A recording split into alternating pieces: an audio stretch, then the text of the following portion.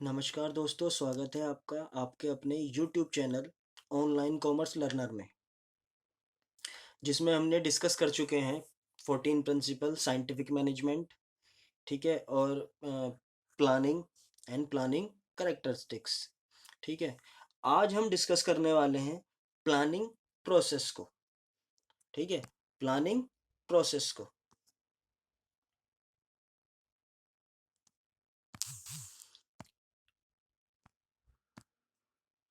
आज हम डिस्कस करने वाले हैं प्लानिंग प्रोसेस को। ठीक है।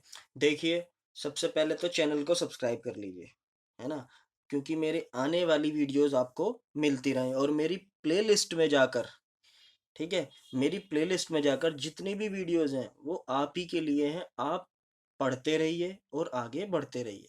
देखिए, 5 तत्वों से शरीर मिलकर बना है ना। और छठा तत्व जो है हमारा है शिक्षा। जो एजुकेशन है वो उसके बिना हम आगे नहीं बढ़ पाएंगे, है ना। तो एजुकेशन लेना बहुत ज़रूरी है। तो इसलिए आप पढ़ते रहिए और आगे बढ़ते रहिए। ठीक है। तो जल्दी से चैनल को सब्सक्राइब करें और लाइक करें और घंटी बजा दीजिए। ठीक है। चलिए आगे चलते हैं।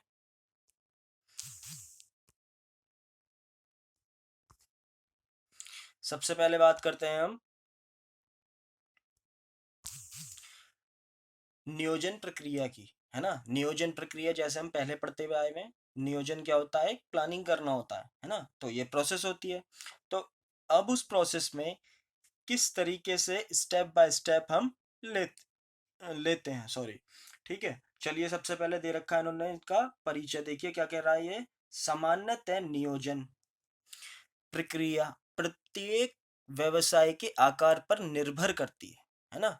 प्रत्येक व्यवसाय के आकार पर निर्भर करेगी, यानी कि वो उसका बिजनेस का जो आकार है, बिजनेस का जो साइज है, वो छोटा है या बड़ा है ना। या कम समय के लिए है, ज्यादा समय के लिए है। ठीक है। अल्प अवधि है या दीर्घकालीन अवधि है। ठीक है। उस पर निर्भर करता है। ठीक।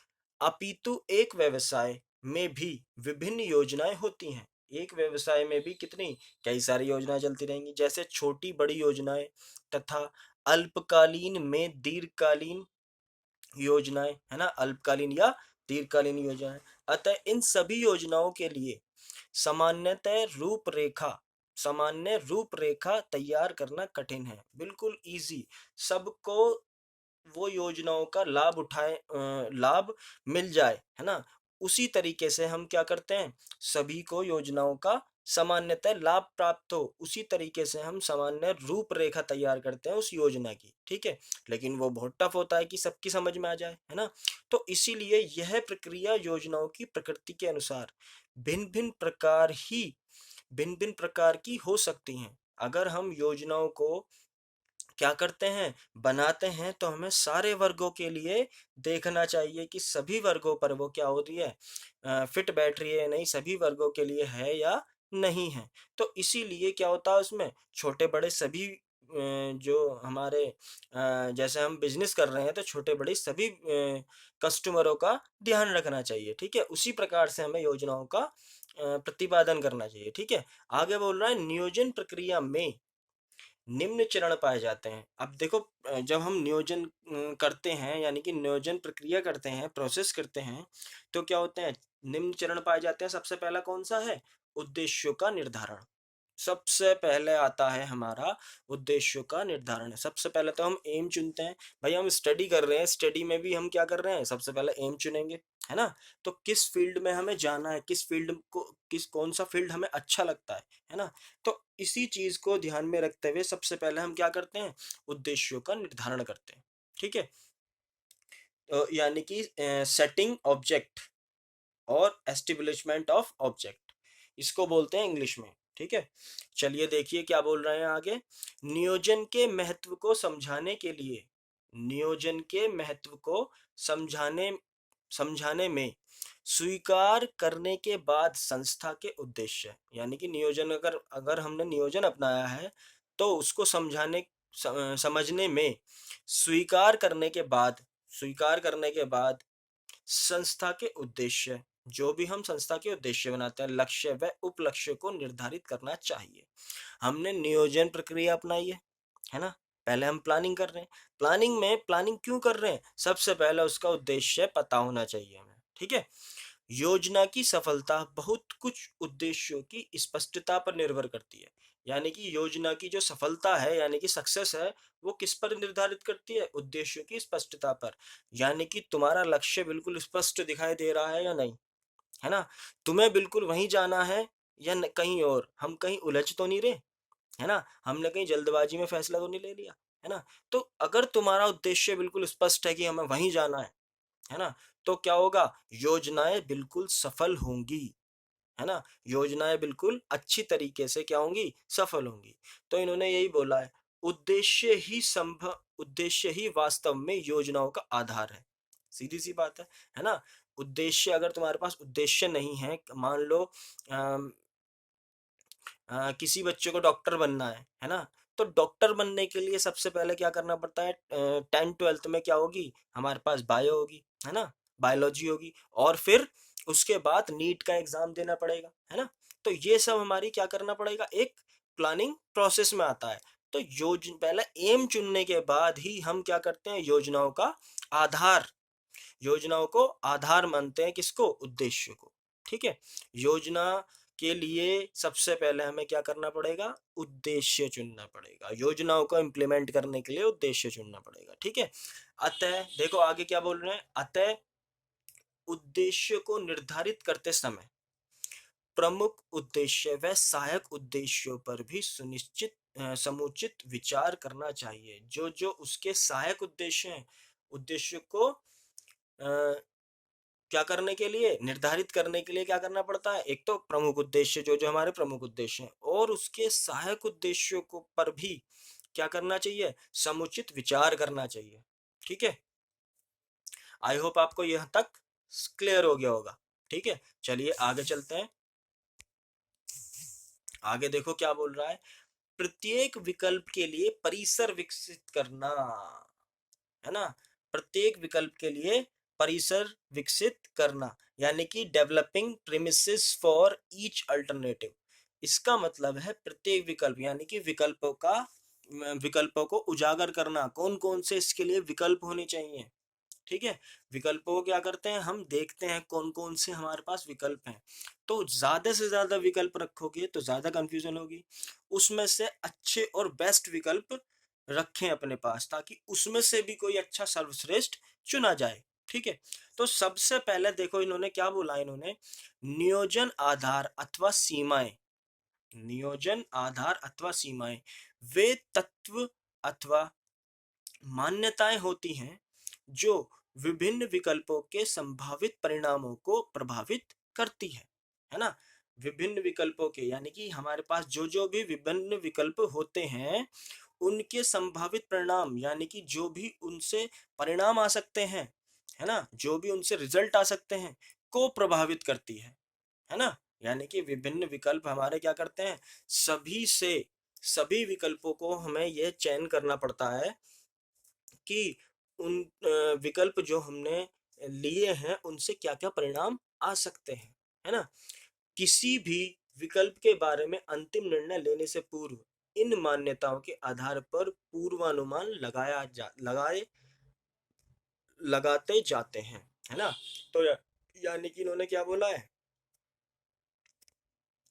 इन्होंने देखो क्या बोला है, विकल्प के बारे में अंतिम निर्णय लेने से पूर्व इन मान्यताओं के आधार पर पूर्व अनुमान लगाए जाते हैं। यानी कि पहले से ही हमें क्या करना पड़ता है, इनका अंतिम निर्णय लेने से पहले ही हमें क्या करना पड़ता है, पूर्वानुमान लगाए जाते हैं कि इन विकल्प, क्या ये विकल्प जैसे मैंने बताया था अभी डॉक्टर के बारे में, है ना, क्या ये विकल्प डॉक्टर के लिए ही है, डॉक्टर बनने के लिए ही है ना। तो इसीलिए हम क्या करते हैं, इनको पहले ही पूर्वानुमान लगा लेते हैं। यह ठीक है कि जितने अधिक पूर्वानुमान ठीक होंगे, नियोजन उतना ही अधिक सफल होगा, है ना। नियोजन उतना ही क्या होगा, अधिक सफल होगा, यानी कि हमारी प्रोसेस अच्छी तरीके से सक्सेस हो पाएगी, ठीक है। आई होप आपको यहां तक समझ में आ गया होगा। चलिए आगे चलते हैं। तीसरा पॉइंट है, इसके बाद जब हम विकल्प देख लेते हैं, है ना, तो विकल्पित कार्य विधि का भी पता लगाते हैं, ठीक है। विकल्पित कार्यविधि का मतलब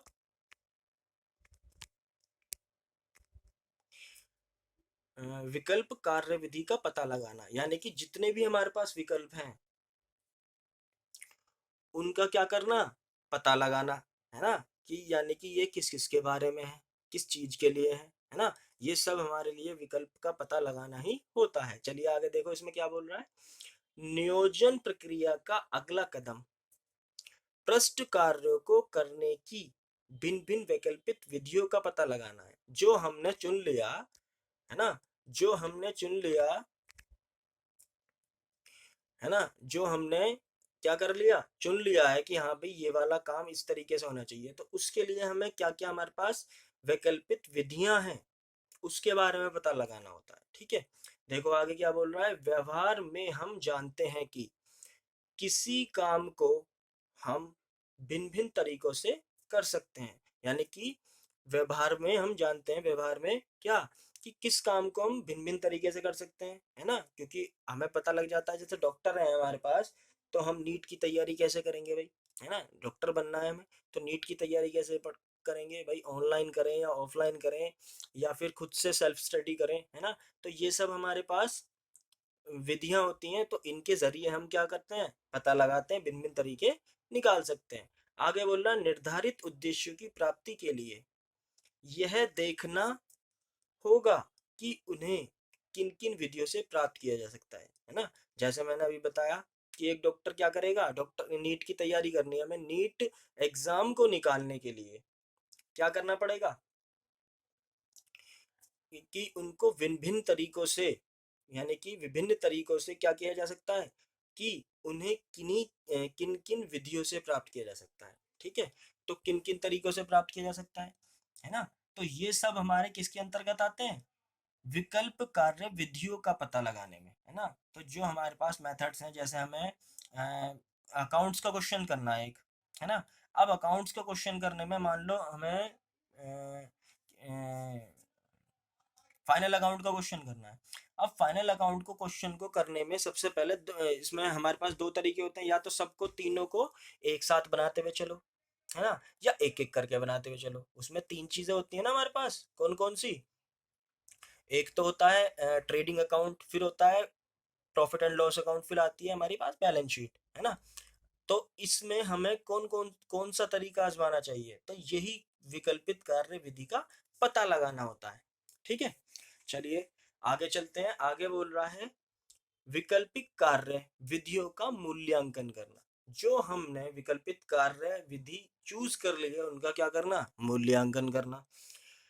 किसी कार्य के करने के विकल्पिक तरीकों का पता लगाने के बाद नियोजन का अगला कदम विकल्पों को सापेक्षित तुलनात्मक मूल्यांकन करना है ना, यानी कि जब हमने पता लगा लिया है कि कौन कौन से हमारे पास तरीके हैं, ठीक, फिर उनका अगला कदम क्या होगा, विकल्पों को सापेक्षित, सापेक्षित मतलब कम समय में, है ना, कम समय में अच्छे तरीके से तुलनात्मक मूल्यांकन करना। ठीक है, उन सभी विधियों के गुणों गुणों व दोषों का विवेचन करना।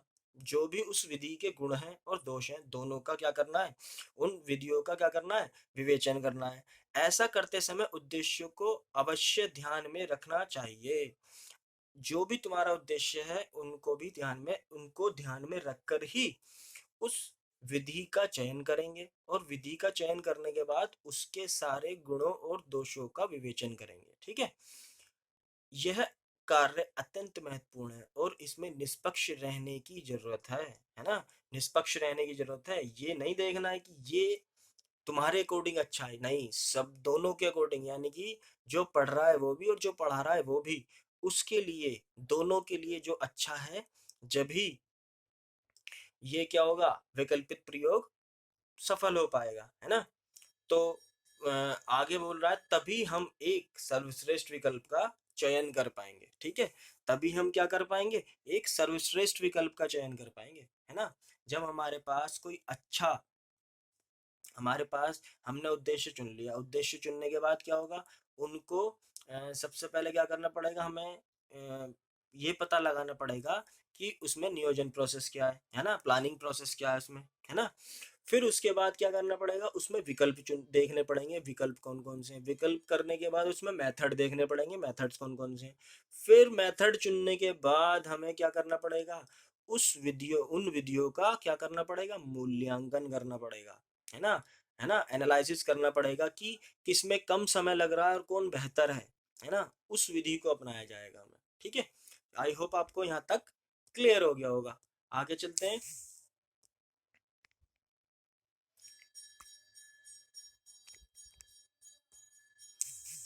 देखिए आगे का कह रहा है, विकल्प का चयन करना। अब जब हमने मूल्यांकन कर लिया तो क्या करेंगे, अब उसमें से कोई एक अल्टरनेटिव सिलेक्ट कर लेंगे, बेस्ट अल्टरनेटिव सिलेक्ट कर लेंगे। ठीक है, जो भी हमारे लिए बेस्ट अल्टरनेटिव होगा। ठीक है, तो देखो मैंने भी इसमें बेस्ट अल्टरनेटिव सिलेक्ट किया है ना। मेरे को पहले मैं बुक की कटिंग से ही पढ़ा रहा था, है ना, लग रहा था मेरे को ऐसा कि थोड़ा सा टाइम कम लगेगा, है ना, लेकिन फिर भी टाइम उतना ही लग रहा है, तो मैं अब ये क्या कर रहा हूँ, ऑनलाइन ऑनलाइन क्या कर रहा हूँ, ये रिटर्न करके तब आपको आप तक पहुंचा रहा हूँ। ठीक है, चलिए आगे देखो, विकल्प का चयन करना। ऐसे ही देखो क्या बोल रहे हैं आगे, कार्यों को करने के विभिन्न विकल्पों का मूल्यांकन करने के बाद, है ना, प्रबंधक यह निर्णय कर लेगा कि निश्चित उद्देश्य की पूर्ति के लिए कौन सी कार्य विधि का कार्य मार्ग सर्वश्रेष्ठ होगा। ठीक है, निश्चित करने के उद्देश्य की पूर्ति के लिए कौन सी कार्य विधि का कार्य मार्ग सर्वश्रेष्ठ होगा। ठीक है, कौन सी कार्य विधि का कार्य मार्ग सर्वश्रेष्ठ होगा, तो यही चयन करना होता है ना। चुनाव के संबंध में यह निर्णय अत्यंत महत्वपूर्ण है ना। चुनाव के समय चुनाव के संबंध में यह निर्णय क्या है, अत्यंत महत्वपूर्ण है।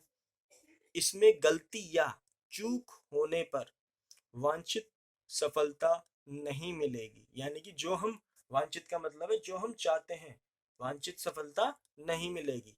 ठीक है, इसीलिए सर्वश्रेष्ठ कार्य विधि का चुनाव करते समय व्यवसाय के निर्णय तत्वों को अवश्य ही ध्यान में रखा जाना चाहिए, है ना। इसलिए तो बोल रहा है, सर्वश्रेष्ठ कार्य विधि का चुनाव करते समय व्यवसाय के निर्णायक तत्व, जो भी निर्णायक तत्व होंगे, है ना, जो भी हमारे निर्णायक तत्व होंगे, जैसे हम ट्वेल्थ एग्जाम की प्रिपरेशन कर रहे हैं, तो उसमें से बुक से पढ़ें या ऑनलाइन पढ़ें, है ना, तो उसके लिए जैसे हम चयन करते हैं, तो सिलेक्शन प्रोसेस में क्या होगा, उसमें से भी बेस्ट चुनकर हम क्या करेंगे, अपना चयन करेंगे। ठीक है, और अपनी स्टडीज कंप्लीट करेंगे। ठीक है, तो यहाँ पर क्या होगा, सर्वश्रेष्ठ कार्य विधि का चुनाव करते समय हमें क्या करना पड़ेगा, निर्णायक तत्वों को अवश्य ही ध्यान में रखा जाना चाहिए। ठीक है, तो ये हो गई बात विकल्प का चयन करने की। जब हमने विकल्प चयन कर लिया, फिर आता है हमारा कौन सा, योजनाओं को लागू करना, है ना। योजनाओं को लागू करना, जब हमने विकल्प का चयन कर लिया, अब उसके बाद योजना बनानी है, योजना बनाने के बाद लागू करना है ना। कार्य विधि का चुनाव कर लेने के बाद सभी साधनों को ध्यान में रखकर एक विस्तृत योजना तैयार की जाती है। ठीक है, एक विस्तृत यानी कि बड़ी योजना तैयार की जाती है। इसके अंतर्गत विभागों की अलग अलग योजनाएं भी सम्मिलित योजनाएं भी क्या करनी पड़ती हैं, अलग अलग योजनाएं भी तैयार करनी पड़ती हैं। ठीक है, अलग अलग योजनाएं भी क्या करनी पड़ती हैं, तैयार करनी पड़ती हैं। यह सहायक या उप योजनाएं स्वतंत्र नहीं होती, बल्कि यह मूल विस्तृत योजनाओं का अंग होता है ना। तो यानी कि योजनाएं जो होती हैं हमारी, आगे मैं योजनाओं का, प्लानिंग का क्या, इनके वर्गीकरण लेके आऊंगा, यानी कि इनका क्लासिफिकेशन लेके आऊंगा। तो इसमें सारी योजनाओं के बारे में बताऊंगा कि किस किस तरीके से योजनाएं होती हैं, है ना। तो यहाँ पर अभी तक तो फिलहाल सिंपल यही है कि जब हम योजना तैयार कर लेते हैं, तो विभागों की अलग अलग योजनाएं भी उसी के साथ जोड़ लेते हैं, और ये सहायक या उप सहायक योजना स्वतंत्र नहीं होती, बल्कि मूल विस्तृत जो योजना, जो हमने बड़ी योजना बनाई थी, उसी के भाग हैं, है ना। जो है मूल विस्तृत जो योजना बनाई थी क्या है, उसी के भाग है। ठीक है, चलिए आगे चलते हैं।